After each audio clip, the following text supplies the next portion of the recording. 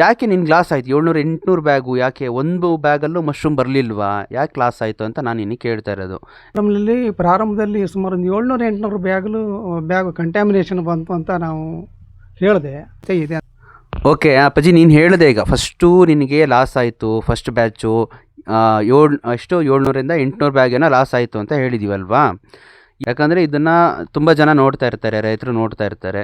So ಅವರಿಗೆ ಕರೆಕ್ಟಾಗಿರೋ information ಹೋಗಬೇಕು. ಯಾಕಂದರೆ ತುಂಬ ಯೂಟ್ಯೂಬ್ ಚಾನಲಲ್ಲಿ ಹೇಳ್ತಾರೆ ಇದು ತುಂಬ ಈಸಿ ಬೆಳೆ, ಮಾಡ್ಬೋದು, ಒಂದೇ ಸಲ ಮಾಡಿಬಿಡ್ಬೋದು ಯಾರು ಬೇಕಾದರೂ. ಹೌದು ಮಾಡ್ಬೋದು, ಬಟ್ ಯಾಕೆ ಲಾಸ್ ಆಯಿತು ನಿನಗೆ ಮೇನ್? ನಮ್ಮ ಫಾರ್ಮ್ನಲ್ಲಿ ಪ್ರಾರಂಭದಲ್ಲಿ ಸುಮಾರು ಒಂದು 700 800 ಬ್ಯಾಗು ಕಂಟ್ಯಾಮಿನೇಷನ್ ಬಂತು ಅಂತ ನಾವು ಹೇಳಿದೆ. ಯಾಕೆ ಕಂಟ್ಯಾಮಿನೇಷನ್ ಬಂತು ಅಂದರೆ, ಅದು ಪ್ರಾರಂಭದಲ್ಲಿ ನಾವು ಸೌದೆ ಒಲೆಯಲ್ಲಿ ಡ್ರಮ್ನಲ್ಲಿ ಬೇಯಿಸ್ತಾ ಇದ್ದೇವೆ. ಆ ಸ್ಟೀಮಿಂಗ್ ಮೆಥಡ್ನಲ್ಲಿ ಸ್ವಲ್ಪ ವ್ಯತ್ಯಾಸ ಆಗಿತ್ತು.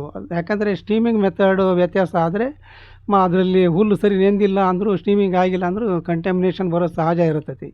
ಅದೆಲ್ಲ ನಾವು ಎಷ್ಟೇ ಕೇರ ಮಾಡಿದ್ರು ಪ್ರಾರಂಭದಲ್ಲಿ ಸ್ವಲ್ಪ ಅದು ಲಾಸೇ ಆಯಿತು.